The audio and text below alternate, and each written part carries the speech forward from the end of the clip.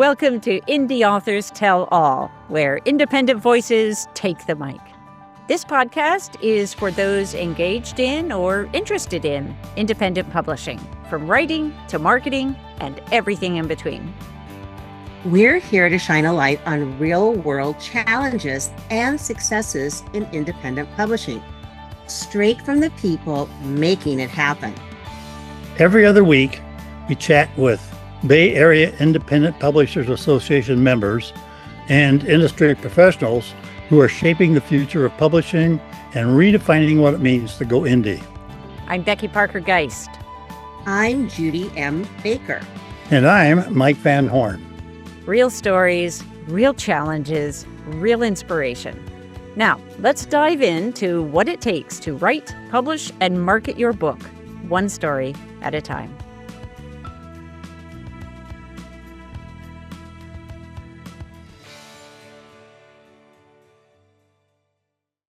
I want to welcome all of you to another episode of the Indie Authors Tell All podcast.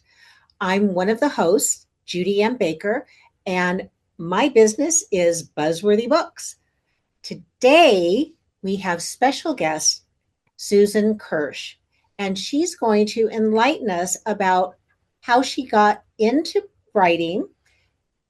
She's going to tell us a little bit about her existing book and the new book that is just about to come out and her other plans. And you'll find out a bit more about Susan's background, which might just surprise you. And with that, Susan, come on stage and tell everybody who you are. Judy, thank you for having me. It's just such a delight to be on the BAPA Indie podcast. You know, I've done a fair number of interviews around political kinds of things because in, prior lifetime, prior career, all has been working in influence in terms of, improving our cities and service in our communities and staying on top of that kind of thing. And it's been recently that I've decided that that work was completed for me and that I could devote myself almost entirely to poetry and coloring and bringing forward some of the work that I've been doing over the past 20 years, but it was all kind of behind the scenes. So now I'm bringing it forward. Well, now I know what you mean by that when you tell me that you started coloring. Now I'm imagining everybody who's out there is picturing a box of 64 colors of Crayolas, but that's not really what you mean, is it, Susan? That is not what I mean. No, that's not what I mean. Although I do use Crayolas as my preferred tool in writing. But maybe, let me just pull something off my shelf, which was just here to my side. Okay. Here. So when I talk about coloring and writing and journaling, this would be a sample. I just pulled this. This is from, this is actually from 2024 and 25. Yeah. But when I say I do coloring, let me just page through this. Let's see if this will show up. Just to kind of, let's see, I have to get it in the right position. Yeah. Here. Yes. My process is to always begin with a coloring and instead of a writing. And I do the coloring first to quiet the critical mind. And I know I'm not the only one with a critical mind, but it's a very amazing practice to start with quieting the critical mind and then moving to writing.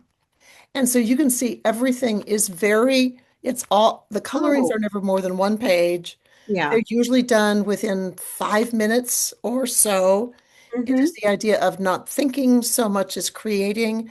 And the writing, then you can see, is always only one page. The praise poems are always short. And the coloring is always just to be expressive without the critical mind. So, oh my goodness. What I'm bringing forward now in writing, in poetry. Now, I did something similar. I was in an art therapy class because I thought I might like to be an art therapy coach. Decided not to become one. However, that was what we started with. And she actually, my instructor, I think I took 2 courses from her. We would start with what she would call scribbles. And so we would do totally nothing directed, just do that for a while. And then we would start with whatever project she had for the day. And I also did something not quite like either one of those two things when I was in cancer recovery and using art of a different medium to spark my writing. So how did you come up with this? So I came up with it. Well, really, the premise of it, the basic premise is to quiet the critical mind. And I was so taken with how often my writing, I mean, again, maybe people will find some similarities in this.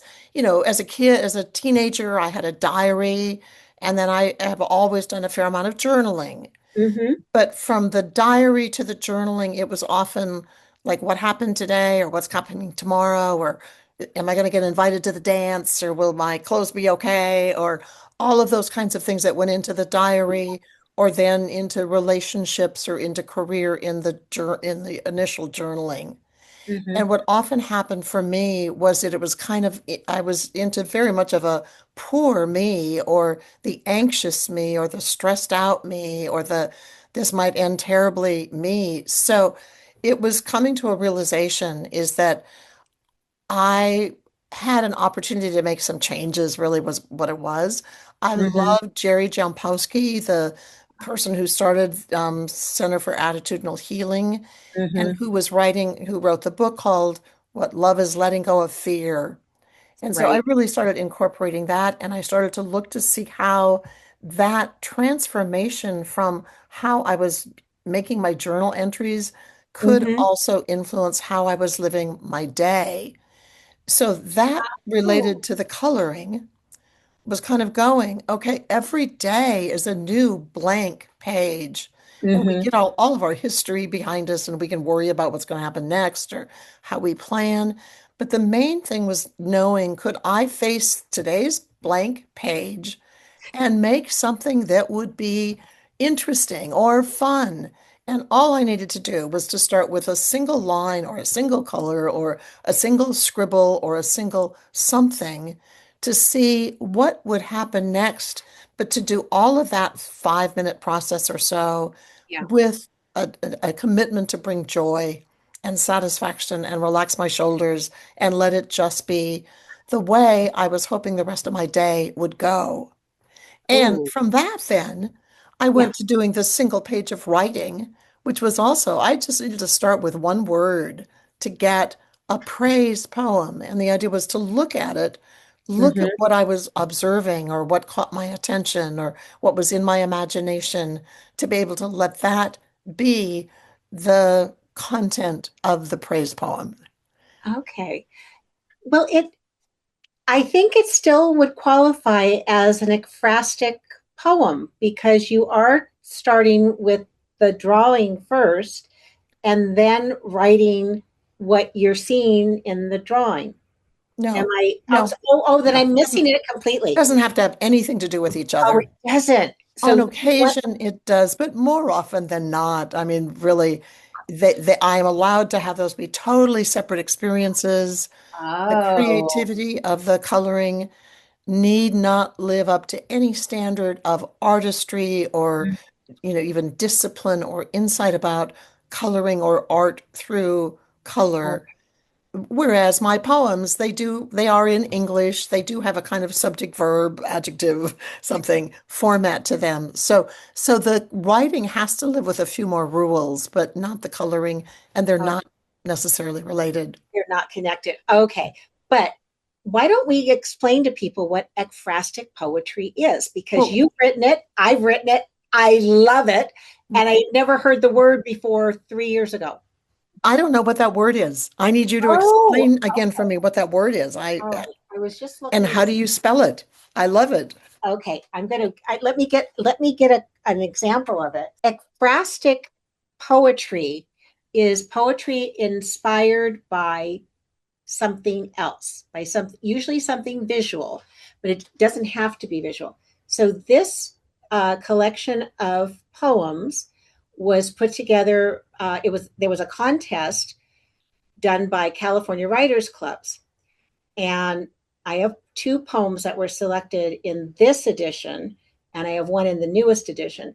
And so there were pictures like this beautiful painting, but that wasn't all. We had, and let me find one of the other ones.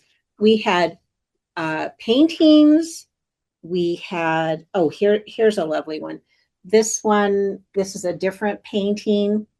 There were black and white photographs, there were sculptures, and the whole idea being that, this is one that I actually wrote a poem to. This one is a lighthouse, and it's a very lonely lighthouse. And I wrote a poem about, what did I call it? It was called something, I think it was called Love and Coffee at the End of the World. But the whole thing is, we had over 200 entries, and even though people wrote to the same piece, none of them are alike, other than what was the point of inspiration. So it was a very different kind of thing, and really challenging. And how do you spell? You're saying ekphrastic? Ekphrastic. Okay, yes. Let me spell that, and I'm going to do this because I always goof it. It's a Greek word, and ekphrastic is, you know what? I better just look it up so I don't screw it up. And I will pop it into chat, and it will be in the notes. Okay, well, yeah, it'll be EX. Oh, EX. Okay, EX. I'm sorry, EK. I'm looking at it and saying the wrong letter. EKPHRASIS. Ekphrastic. Ekphrasis is the meaning that one medium inspires something else, and ekphrastic is EKPHRASTIC. So ekphrastic poetry is the most common, but there are people who write to music, and music that inspires poetry or inspires a painting. You can do it any direction, but they each have their own particular. There are variations on the ekphrasis word. So now we've had an etymology lesson. Yes, right. I didn't know what I was doing exactly, but I love having now a word to define it. In the same way that I call it, I call myself a colorist. Yeah. With the idea that it is to elevate a little bit that idea of coloring, because really what I'm doing is often feeling like I could be back in first grade, or the first time I'm using crayons, because I'm just looking to be expressive, using them sideways, breaking them to use them in clusters and all whatever creative ways I can bring to it, and calling myself a colorist for doing that. But now I also have a word to describe my whole process as being an ekphrastic process. Well, it is when one inspires the other, and the best poetry done in that manner, it makes a reference to the source material. So, but it's your point of view. This thing sparked something, and this is my point of view, but you make reference to it. So Judy, what's so beautiful about you calling it that, it's referring to the source material. I don't think we've mentioned the title of my book, but if I can bring that forward. That was exactly where I was going, since I said we've gone all around the bush. And now, Susan, your book I can see it there up on the shelf behind me. Yes. Maybe you'd like to first tell people, how do you pronounce that? Well, so and this has this bar on it because this book is the one that's not yet quite for publication. So that's why the bar is there. Right. So the title of my book depends on how you pronounce that asterisk in the middle of the word spelled G-O asterisk D. And really what I love about your introduction about this being the source material is kind of understanding that while many of us aren't so comfortable with that idea of talking about God, we're easier talking about good. And it's fairly common that we can say, oh my God, about something, or OMG about something. Right. But it seems to me a part of what is troubling many of us, maybe the way it did for me too, before I started being more focused on praise poems and adjusting my own way of holding myself and holding myself in the world Mhm. was to be able to look at what is our source material, really.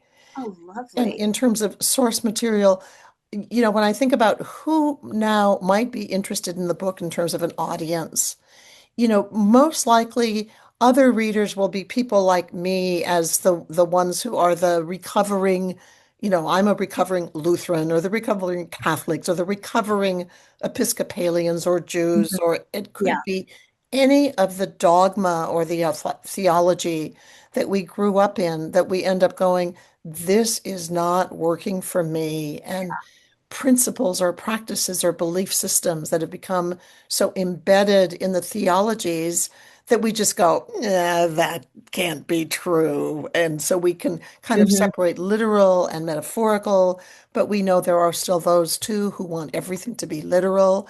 So we live in a very odd world of thinking about God as God gets related to, I mean, first of all, from my point of view, in a negative kind of way, gets referred to it with a gender specificity. And if we can change anything, it will Oh. be that we understand the source is not gendered. And so I look for us just to stop with G-O asterisk D Mhm. as the ungendered source. And then we can also use this interchangeably, that if God is a little too much and we don't really quite want to get into God, then Mhm. for the naturalists, for the environmentalists, Mhm. then we settle into the depths of poetry or photography or sculpture or nature or flowers or the garden or friendships or any of those other sources of just that deep comfort of goodness that gets us through difficult times. That is so lovely. And you've you've started to explain too your subtitle, which Yeah, the so subtitle. keep going with that. The Tell us more. subtitle of this first in the so Simply God is a series of books. Oh, Since I okay. started this process 20 years ago, I have 50 sources to draw from in terms of the number of books here. I don't know if this will ever come through, but there you have my collection Wow. of journals with colorings and praise poems on every page. So I'm anticipating that I have material for several in this series, the Simply Yes. God series. The Oh, subtitle of this first book is Praise Poems Celebrating the Divine in Daily Life.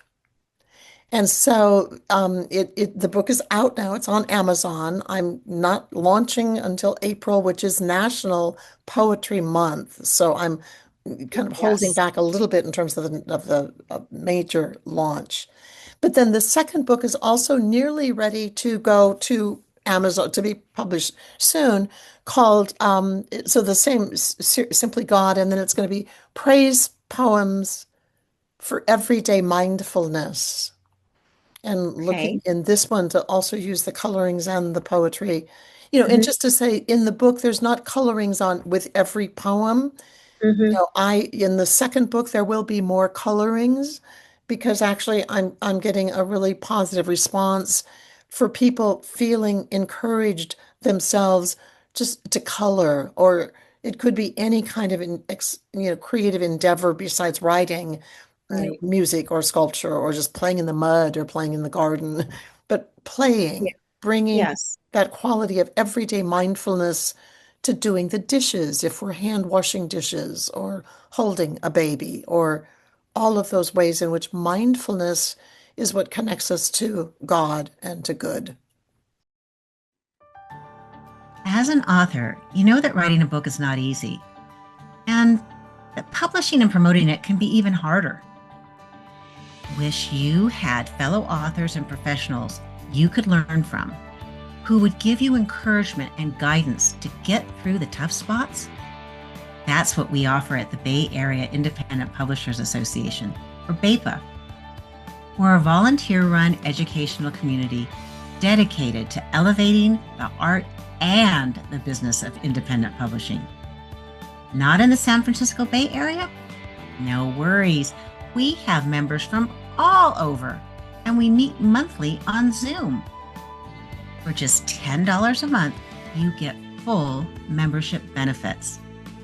Whether you're writing your next novel or children's book, launching a nonfiction book, building your author brand, or working with indie authors, BEPA gives you the tools and the network to publish smarter, grow faster, and thrive independently.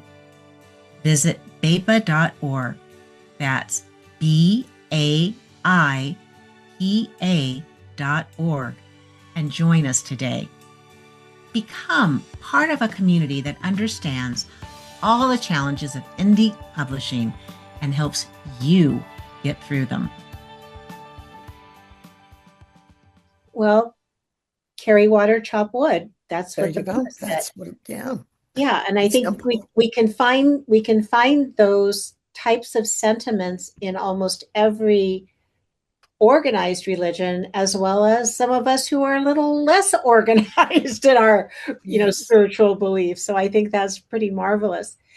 Who would benefit the most from reading your book, do you think? Oh, well, that's a really good question.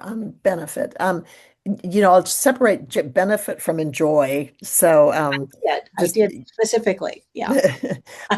um, in terms of benefit, I mean, when I look around, or if we just watch TV, what we see is that there must be a really big market for antidepressants and anti-anxiety and stress medication. And now what we get are not just Prozac or the kinds of things that used to stand on their own to deal with depression. Now we have what Rexalta or some brand name, which if your current medication isn't handling your depression, now the pharmaceutical company can give you something else to handle your depression and then the tremors that come if you've been on your original medication too long. So that Yep. is not to say anybody should just change medications or do what they're doing to address mental health. But Mhm. it could be that if we just go back and rediscover the source of our own goodness, Mhm. this would be something that people might read. They might enjoy the poetry or the coloring, just to go back to understand how they too can take delight in, one of my poems is called, Slurp Up the Noodles of Your Life, I think is the title of it.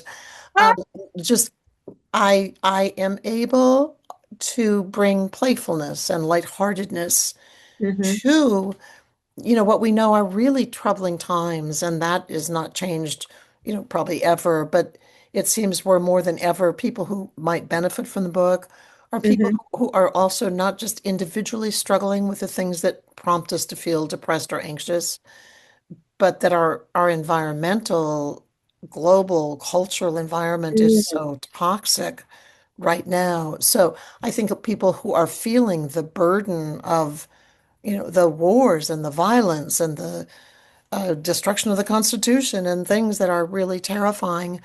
You Mhm. might, just as a little antidote to the heaviness of the news, enjoy reading something which is picking out, the little flower that grows in the cracks of the grass or the blue of the sky or things like that that poets have focused on before.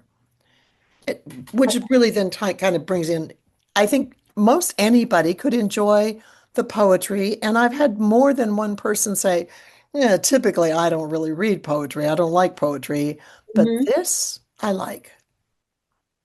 I had a flash, and you may laugh at me when I say this. So I'm suddenly hearing in the back of my head, and this happens to me.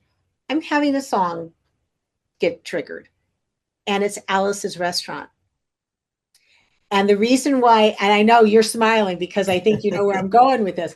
So, it was Alice's Restaurant. And in the song, he's talking about, well, this was this great place that people came and they gathered and they had a good time. But then, because of the supposed arrest, then it became a movement. And then it became something even bigger. And I'm wondering, if you saw the future, what would it look like if people were using your books and creating something that might make the world a better place? What would that look like, Susan?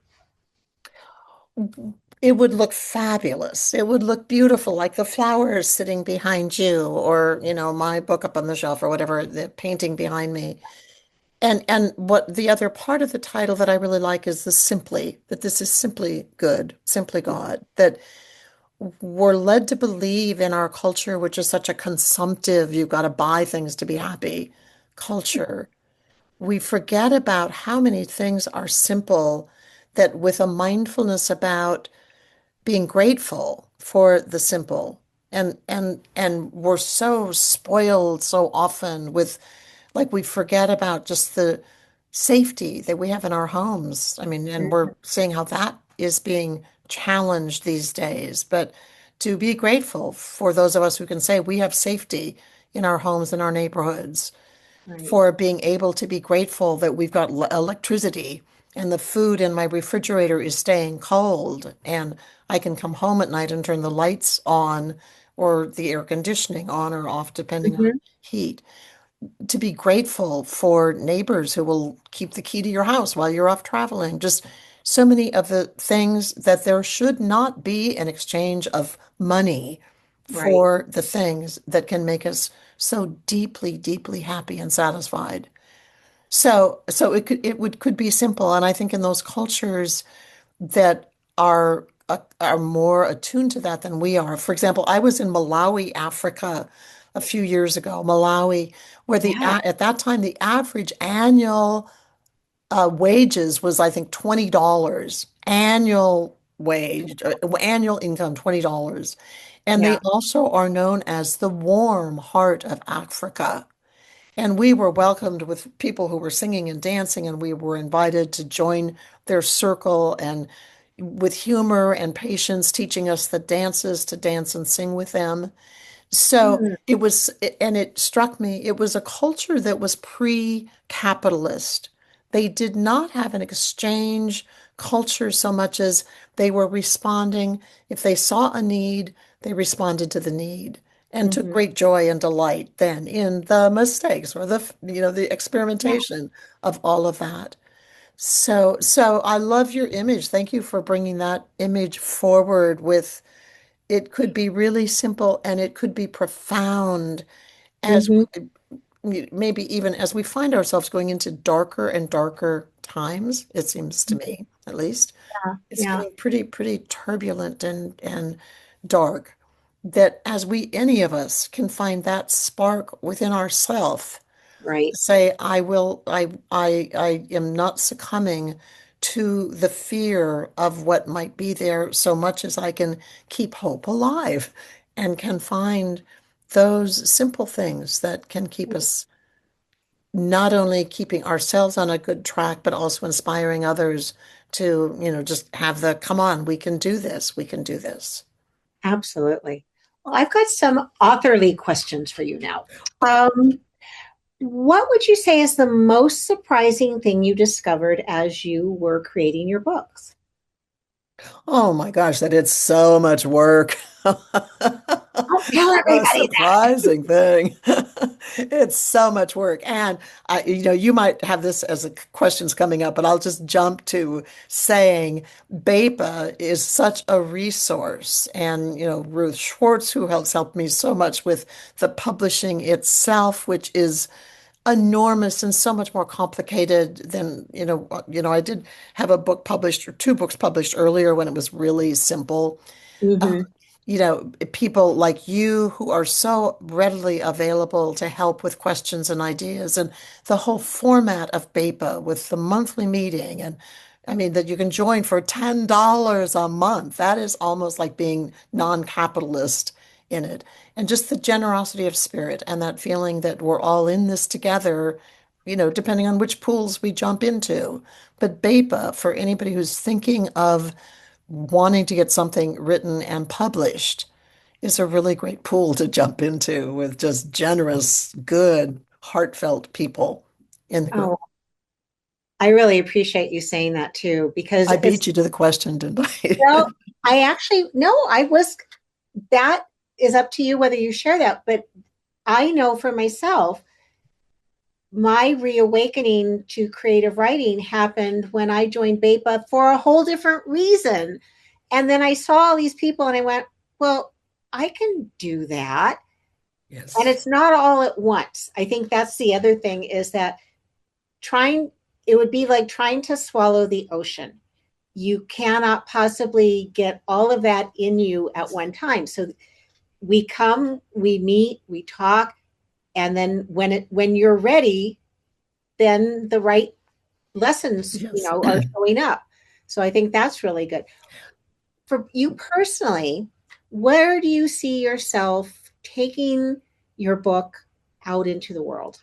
Where do you see something really specific about you Oh, taking? really specific. Well, let's see. So I am, it'll launch with April being Poetry Month. I am intending, I love Zoom calls and I love, the way BEPA uses them and other groups that I've been part of. I'm hoping to, I need to do a little more research about what might already be happening with Mhm. poetry groups, but I'm really interested in continue, maybe especially with poetry as a political force. And I'll just give you an example of why I think that's so important. In the work that I ended in December, it was looking at planning for statewide planning. I won't go into any further detail of it, but they just recently came out with their report, and it's a 540-page report of their summary of this planning process. Right. Yikes. So your visual response is the way most people would respond. What I love about poetry is that it is so concise, and you need to make every word count. And you don't have words with references and dictionary definitions and then more references or links to what that word or concept means. Right. And so I think a part of the simple quality of what could be brought forward is, having Zoom calls. I love the idea of having some garden parties for looking at my process and teaching other people who would like to learn more about the process happening in my garden, which is one of my sources of everyday joy and mindfulness. Yeah. And I'm looking forward to hosting home, or office, but bookstore readings for the book. Mhm. And then I'm Right. also feeling very much like just following the breadcrumbs, and that in some ways there's nothing I have to do but just stay mindful of following the breadcrumbs to see what pops up as an invitation for what I could do next. Oh, I love that. We're just about out of time. And I'm just wondering, if you were to meet yourself 3 years ago, what would you tell yourself about what you've learned between then and now that would make this even more fun? Well, that's too is a really good question. So 3 years ago, as has been true for quite a while, that I've been doing the writing, but doing that as a morning practice Mm-hmm. privately. Yes. I've been working, pretty publicly and visibly in terms of, housing issues and honesty and integrity and transparency in terms of government systems that are looking to answer that as a really serious problem. Yeah. So and I had the patience and the tenacity to read 540-page reports and deep analysis of kind of housing issues and be forceful in that.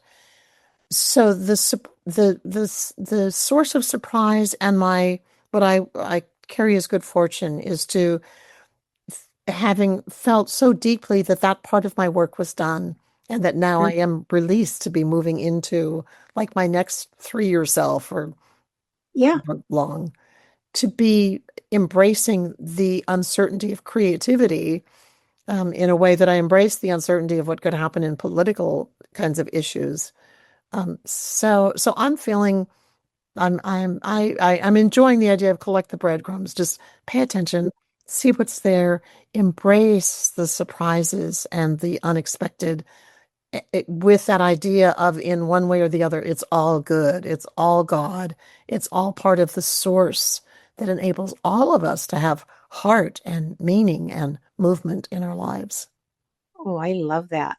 Now, if people wanted to find out more about you, where would they go? They would go to my website called Susan Kirsch Creates. It's Susan, and Kirsch is Kirsch, susankirschcreates.com. There's an author page. There's excerpts from the book. There's some colorings on the author on the website. Yeah, there's a button to sign up to join the newsletter and a button to buy the book. And if I may just also say, of course, I hope anybody listening to this would sign up, buy the book, and then write a review, because as I've learned from BEPA meetings, to really have your books start getting traction, it's important that people write a review and sign up for staying apprised of when I'm doing a Zoom meeting or a house party, or who knows what the breadcrumbs will lead to. Exactly. Thanks for listening to Indie Authors Tell All, a podcast from the Bay Area Independent Publishers Association. Be sure to subscribe so you never miss our bi-weekly conversations with authors, publishers, and experts who keep indie publishing vibrant. You can learn more and join our community at BAIPA.org. That's BAIPA.org. You don't have to live in the Bay Area to join us, since we're live on Zoom for all our events. You can email your questions and feedback to us at podcast@BAIPA.org. That's podcast@BAIPA.org. Thanks so much for joining us on the Indie Authors Tell All podcast.